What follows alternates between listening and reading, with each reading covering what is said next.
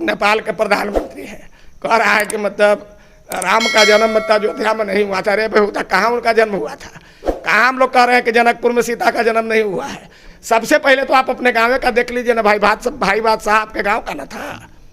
उसको मतलब राजनीति में कदम बढ़ाने वाला कौन व्यक्ति है?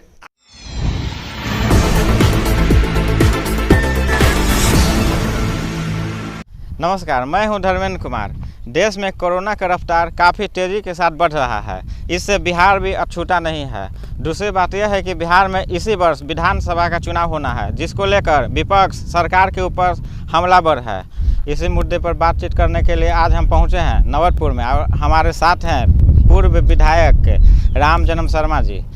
पहले तो मैं धन्यवाद आपको दे दूं कि आप हमारी बातों को अपने लोगों तक पहुंचाने के लिए आप मेरे पास आए हैं। और पिछले मैं 2005 में विक्रम का विधायक था, लेकिन 2015 में मुझे पार्टी ने पालीगंज से उम्मीदवार बनाया। वो अभी वहाँ से सिटिंग सीट काट करके और बहुत कम समय में, यानी नॉमिनेशन के 12 घंटा पहले मुझे टिकट मिली थी। फिर भी हम अपने पार्टी के नेतृत्व को धन्यवाद दूंगा कि हमको पालीगंज में अपना उम्मीदवार बनाया और वहाँ जा कर के मैं जम करके लड़ाई लड़ी, लेकिन चुनाव में पराजय का सामना करना पड़ा। कई बार ऐसा होता है कि आप जिस क्षेत्र का प्रतिनिधित्व कर रहे हैं और उस क्षेत्र को छोड़कर दूसरे क्षेत्र में जैसे ही जाते हैं तो वहाँ के जो लोकल लोग हैं जो आपको दिल से चाहते थे और सपोर्ट पिछली बार भी करा था एक टाइम के बाद, तो वो लोग कहीं ना कहीं निराशा उनको हाथ लगती है। तो इसको लेकर भी आप कुछ सोचते हैं क्या? मैंने वो तो है ही है, लेकिन सर्वोपरि पार्टी है ना। अब पार्टी का नेतृत्व जो हमारी कोर कमेटी राज्य का हो या केंद्र का हो, अब उसके निर्णय को ही तो मानना पड़ेगा ना। अपने मन से तो काम करेंगे नहीं। ये बात तो ज़रूर है कि जहाँ पहले से मैं था, जहाँ काम कर रहा था, ऐसे तो पालीगंज भी बगल का विधानसभा है, वहाँ के गांव-गांव घर-घर से लोगों से संबंध था। लेकिन एक माने जहाँ का प्रतिनिधि हैं और एक मतलब वहाँ भेज दिया गया जहाँ मतलब दूसरे प्रतिनिधि, तो थोड़ा तो अंतर पड़ता है। अपने लोगों पर तो मतलब मायूसी छाया था। लेकिन पिछले इलेक्शन में ऐसी कौन सी वजह जो आपको एहसास हुआ हो कि इस काम को नहीं करने की वजह से आपको कुछ वोटों से हार का सामना करना पड़ा? नहीं, वो तो मतलब काम का तो मैं कीर्तिमान बनाए रखता हूँ। पिछले बार महागठबंधन जो नीतीश कुमार जी के उधर था, जिसका पहला कारण हुआ कि पालीगंज चुनाव में हार गया। इस साल नीतीश कुमार गठबंधन एनडीए गठबंधन में है, भारतीय जनता पार्टी और जनता दल यू लोक जनशक्ति का जो गठबंधन है, उस गठबंधन का लाभ हमको पालीगंज में 100% नहीं 1000% मिलेगा। और इस बार वहाँ से मैं चुनाव जीतूंगा। पिछले 4.5 वर्षों से लगातार मैं पालीगंज के गांव-गांव में हर जगह हर समस्याओं से लोगों को निजात दिलाने के लिए मैं हमेशा कटिबद्ध रहा हूँ। पहला तो बात है कि विधायक से ही एक मतलब क्षेत्र में विकास संभव नहीं है। विधायक का निधि होता है, विकास निधि, जो 3 करोड़ रुपए हर विधायक एमएलसी को मिलता है।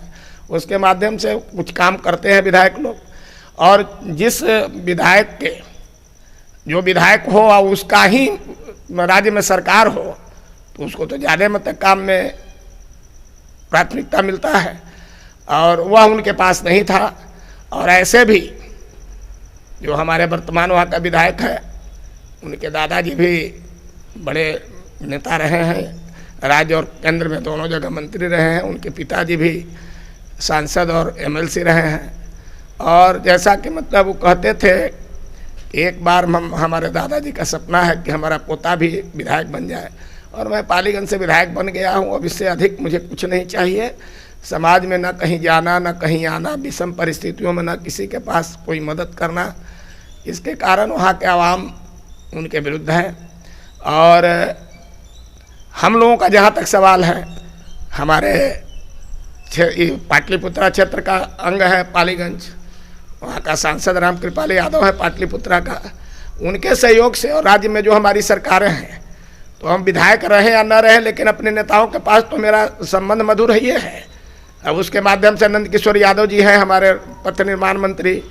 अब पालीगंज में आपको 4 पथ 4 सड़कें, जैसे आप ही का सड़क शाहरामपुर से दुल्हिन बाजार का जो वर्षों से दुख कष्ट झेल रहे थे, उस रोड को पथ निर्माण विभाग में कराना, आपका पालीगंज से तौलह रोड को पथ निर्माण में कराना, पालीगंज से अकबरपुर इमामगंज पथ को पथ निर्माण में कराना, चिक्सी तक का सड़क पथ निर्माण में कराना।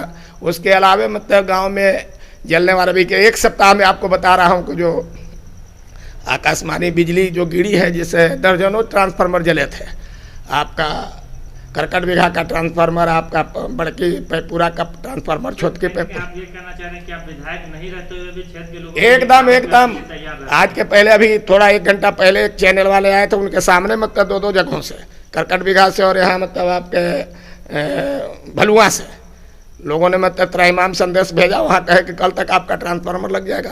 तो ये तो निरंतर मतलब होते रहता है। बिहार में एक चीज माना जाता है कि जातीय समीकरण बहुत काम करता है, तो पालीगंज विधानसभा क्षेत्र में या फिर और भी किसी भी विधानसभा क्षेत्र में जातीय समीकरण के आधार पर आप इलेक्शन पे फोकस करेंगे या फिर काम के आधार पर? काम के आधार पर, और मतलब जातीय समीकरण का तो मैं बता रहा हूँ कि मैंने पालीगंज में तो जातीय समीकरण के आधार पर मैं जिस जाति से आता हूँ तो मतलब दूसरे स्थान पर है, प्रथम स्थान पर यादव लोग हैं।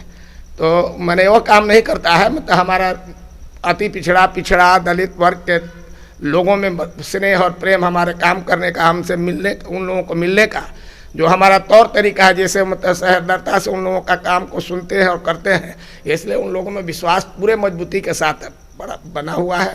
पहले पालीगंज में हम बताया ना कि 2015 में पश्चिमी भाग में हम सब जगह परिचित थे, लेकिन पूर्वी भाग में गोपालपुर है, आपका बउआ है, आपका दोखाड़ा है, आपका मतलब करौती है, आपका मंगल बिघा है, आपका मतलब माने चिक्सी है, इन सारे जगहों में मैं पहले नहीं गया था। लेकिन मैंने इस 4 बरस में हर गांव में 1 दर्जन बार से ऊपर मैं समय पर। आपके हारने की वजह में से ये भी रहा कि वहाँ के क्षेत्र के जो लोग थे वो लोग कहीं ना कहीं आपको अच्छे से पहचान नहीं पाए। पूर्वी भाग तो एकदम पहचान नहीं पाए, अब सारा लोग पहचान गए हैं। और मैं इमामगंज से लेकर के धनराज छपरा तक, आलमपुर से लेकर के चले जाइए मतलब धारा तक, बच्चे अब सब जानते हैं। हमारा गाड़ी को सब लोग चिंता है कि जा रहे हैं मतलब नेताजी, जा रहे हैं विधायक जी। अब कांग्रेस में मान के चलिए कि मतलब जितने पहले वाले नेता थे सब बूढ़ा हो गए, बुजुर्ग हो गए, उनकी उम्र 70 से ऊपर हो गई है। और जितने नौजवान नेता लोग थे उन लोगों में ईमानदारी भी है, उनमें काम करने की मतलब क्षमता भी है। लेकिन वैसे नेताओं को जो वंशवाद कहा जा रहा है कांग्रेस पर कि वंशवाद की पार्टी है, जवाहरलाल के बाद मतलब इंदिरा गांधी के बाद राजीव गांधी के बाद राहुल गांधी के बाद वाड्रा, ये सारे लोग एक परिवार के समझ रहे हैं कि हम ही लोग मतलब सबसे ज़्यादा पढ़े लिखे बुद्धिजीवी और समाज सेवी हैं। इनमें एक एक करके देख लीजिए आप, आज ज्योतिराज सिंधिया को क्यों मतलब हटना पड़ा, इस पायलट को क्यों हटना पड़ा, इन लोगों को तरजीह नहीं दिया जा रहा था सरकार में, जबकि मतलब सरकार बनाने में राजस्थान में पायलट का और मध्य प्रदेश में आपको ज्योतिराज सिंधिया का बहुत बड़ा मतलब योगदान है कि वहाँ पर सरकार बहुमत के पास पहुँची थी। उन लोगों का कोई तरजीह नहीं मिल रहा था, एगो पद दे देने से हो जाएगा उप मुख्यमंत्री, और उनकी बात कोई सुनने के लिए तैयार नहीं है। ये तो केंद्र की बात होगी, अगर हम बिहार में बात करें राजद की तो उस पर भी वंशवाद का आरोप लगा एकदम पूरा। और इससे मतलब मैंने जो तेजस्वी यादव हैं जो विपक्ष के नेता बने हुए हैं, इनसे बड़े बड़े लोग मतलब माहिर लोग, ज़्यादा जानकार, ज़्यादा मतलब समाज में पकड़, वैसे लोगों को कहाँ तरजीह दिया जा रहा है। रघुवंश बाबू का क्या हो रहा है, माने तो आप आंख से देख रहे हैं। सबसे ज़्यादा काबिल स्वास्थ्य मंत्री बनने लायक मतलब उनका बेटा तेज प्रताप थे। तेज प्रताप से अधिक जानने वाला लोग था, जो स्वास्थ्य के क्षेत्र में, जो शिक्षा के क्षेत्र में बहुत महारत प्राप्त किए, लेकिन उन लोगों को तरजीह नहीं दिया गया। और मतलब ऐसे व्यक्ति को हाथ में मतलब स्वास्थ्य विभाग, एक ऐसे व्यक्ति के हाथ में पथ निर्माण विभाग, उप मुख्यमंत्री का मैंने दायित्व तो दे दिया गया। यह तो वंशवाद पूरे माने प्रभावी है। ये पार्टी के सपोर्टर कहें, कार्यकर्ता कहें, एक है सुनील यादव जो लगातार ये दावा कर रहे हैं कि आने वाले चुनाव में या तो आरजेडी उनको टिकट देगी या फिर वो निर्दलीय लड़के फिर से आरजेडी को ही सपोर्ट करेंगे। तो इसको लेके आप खुद को कैसे देखते हैं? या तो वो पार्टी में टूट जैसा दिख रहा है या फिर वो भाजपा को फायदा होना दिख रहा है, तो इसको आप कैसे देखते हैं, किस नजर? ना वो कतनो मतलब लोग एकजुट हों या अलग हों, सुनील यादव या मतलब कोई यादव चुनाव लड़े, उससे कोई फर्क पड़ने वाला हम लोगों पर नहीं है। एनडीए पूरी मजबूती के साथ बिहार में पूर्ण बहुमत के साथ सरकार बनाएगी और पालीगंज, विक्रम, ये सारे जगहों में एकदम जीतना तय है। इसलिए सुनील यादव हो या कोई हो, उनका कई दिन का मतलब सामाजिक सेवा का काम समय रहा है। आज मतलब जुमे 2 सप्ताह हुआ है उनका उदय हुआ है, फौज से वो आए हैं, बालू का काम करते हैं और मतलब बालू में कुछ कमा लिया तो अब चुनाव लड़ने की बात कर रहे हैं। तो समाज उसको मैंने हर लोग उसको पसंद नहीं ना करेंगे। जो आदमी हमेशा निस्वार्थ भाव से आपके साथ मतलब जुड़ा हुआ है, आपके दुख सुख में साथ है, वैसे लोगों को ज़्यादा मतलब तरजीह न देती है जनता। कई आरोप लगते हैं सर, कभी नहीं, एक आध बार के आरोप की बात बताइए। आपको लगाता हो? नहीं, विपक्ष तो मतलब वहाँ पर आरोप लगाया था, ऐसे ही चलता फिरता आरोप कि मतलब बहुत दबंग है, ये है, लेकिन सारे मतलब पाली की जनता जान गई। अब हमारे संबंध में मतलब करौती के लोग क्या जान रहे हैं कि रामजन्म शर्मा कौन चिड़िया का नाम है। हम नौबतपुर के रहने वाले हैं, विक्रम से मैंने राजनीति किए हैं। लेकिन हाँ, यही बात अब जा करके मसौढ़ा, जलपुरा, उदयपुर, बरेरिया, इंग्लिश, सियारामपुर, आपका पूरा आपका मतलब इन सब गांव में जा करके बोलिए, काम में बोलिए, मतलब लोग बता देगा कि मतलब रामजन्म शर्मा के क्या चरित्र रहा। आपका फोकस पालीगंज पे है या फिर कहीं से भी पार्टी टिकट देगी? अब तो आपको बता रहा हूं मैं कि पालीगंज से 2015 में मुझे टिकट दिया, तो अभी तो मैं वहां कंटिन्यू कर रहा हूं। अभी पार्टी की तरफ से BLA 1 मतलब पालीगंज का मैं हूं, इसलिए उसी दायित्व का निर्वहन वहां मैं कर रहा हूं। सारा देखिए BLA 1, 2 का मतलब सब लिस्ट यहाँ बन के रखा हुआ है, पूरे मतलब 310 बूथ का। अब तो हो गया 392 बूथ। मायने रखता है क्या सर कि आप दूसरे विधानसभा क्षेत्र से आते हैं और दूसरे विधानसभा क्षेत्र में इलेक्शन लड़े, तो ये क्षेत्र में मायने रखता है क्या? मैंने रखता तो है, लेकिन इसका तो मतलब प्रभाव मेरे ऊपर नहीं पड़ा। मैं यहाँ से विधायक था, यहाँ का निवासी था, लेकिन पालीगंज में हमको पार्टी ने टिकट दिया और 42,000 वोट प्राप्त किया पहली बार में।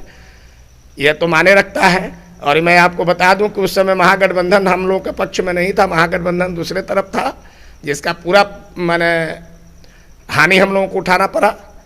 और जनता जानती है यहाँ और पालीगंज में क्या है। पहले तो आप सिंघाड़ा को हमारे ही विधानसभा विक्रम में थे, तो हमारे स्वभाव को, हमारे कार्य प्रणाली को, हमारे मतलब चरित्र के, हमारे मतलब ईमानदारी के संदर्भ में पूरा तो आप वाकिफ़ हैं, आपके पिताजी वाकिफ़ हैं। आज ने चला गया 2010 में सिंघाड़ा कोपा आपको पालीगंज विधानसभा में अंदर, पहले विधानसभा में मैं आपका वहाँ प्रतिनिधित्व कर रखा हूँ।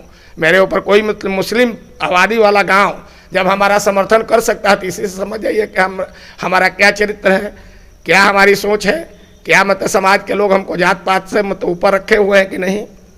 ये तो मैं करके दिखाया हूँ। आरोप लगाना ना विपक्ष का काम है, कुछ नहीं मिलेगा। तो मतलब अभी क्या नेपाल के प्रधानमंत्री हैं, कह रहा है कि मतलब राम का जन्म मतलब अयोध्या में नहीं हुआ था। अरे बेहुदा, कहाँ उनका जन्म हुआ था?